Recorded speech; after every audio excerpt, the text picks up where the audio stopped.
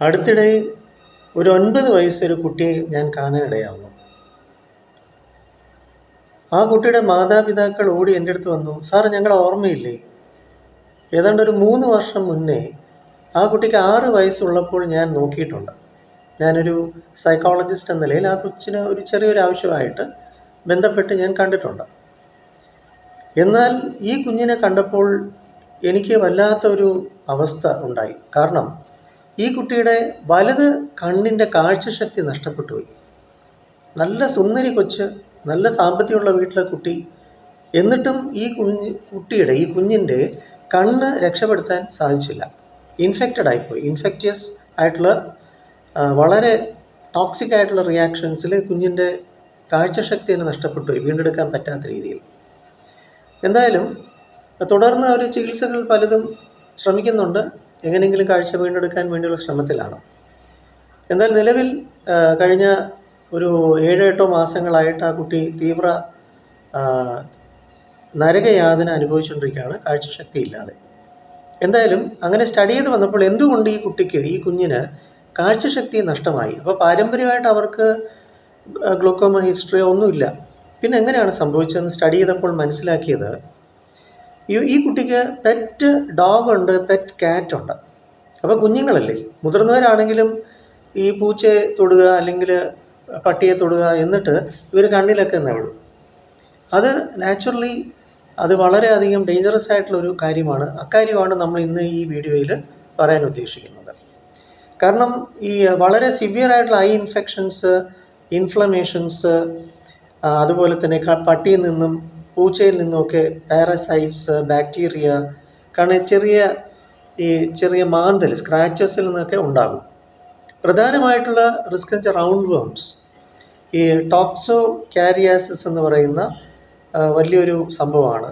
അത് വിഷൻ, നമ്മുടെ കാഴ്ചശക്തി നഷ്ടപ്പെടും. അതുപോലെ ടോക്സോപ്ലാസ്മോസിസ് എന്ന് പറയുന്നത് ഈ പൂച്ചയുടെ മാന്തലിൽ നിന്നുണ്ടാകുന്ന, അറിയാതെ തന്നെയും അതിൻ്റെ നഖം കൊണ്ട് മാന്തൽ വീഴുക അങ്ങനെയൊക്കെ ഉണ്ടെങ്കിൽ സംഭവിക്കും.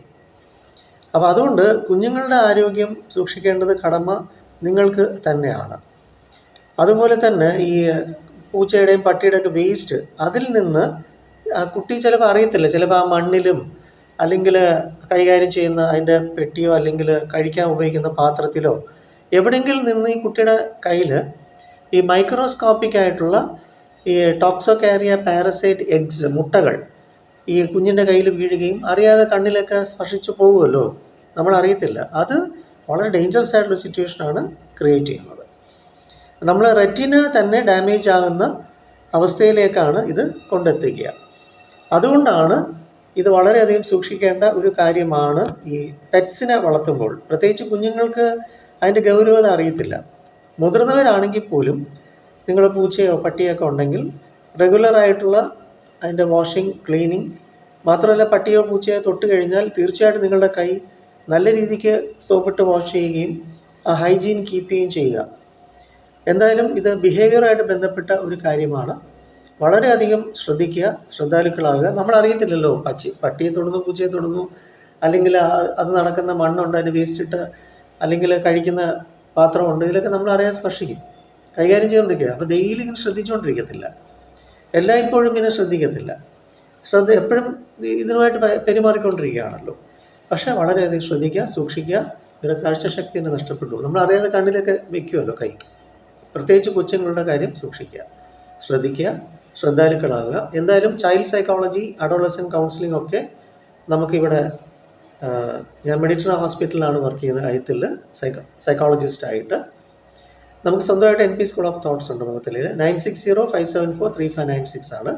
അപ്പോൾ കുട്ടികളായിട്ട് ബന്ധപ്പെട്ടുള്ള ഈസി ലേണിംഗ്, വിദ്യാഭ്യാസമായിട്ട് ബന്ധപ്പെട്ടുള്ള concentration, memory, behavioural modification, addiction നമുക്ക് ഓവർകം ചെയ്യാൻ, ഭയങ്കരമായ ടെമ്പർ ടാൻട്രംസ്, നിർബന്ധ ബുദ്ധികൾ, ഇതൊക്കെ തരണം ചെയ്യാനായിട്ട് തീർച്ചയായിട്ടും നമ്മുടെ സൈക്കോളജി ഡിപ്പാർട്ട്മെൻറ്റ് നിങ്ങൾ പ്രയോജനപ്പെടുത്തു. 9605743596 ആണ് എൻ്റെ നമ്പർ. കൊണ്ട് സൂക്ഷിക്കുക. പെറ്റ്സൊക്കെ രസമാണ്, നല്ലതാണ്, പക്ഷേ വളരെ കെയർഫുൾ ആയിരിക്കുക, ഹൈജീനായിട്ട് പോവുക.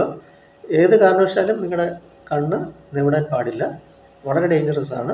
After touching dogs or Katz, be careful. Even അതിന് ഉപയോഗിക്കുന്ന പാത്രമാണെങ്കിൽ പോലും.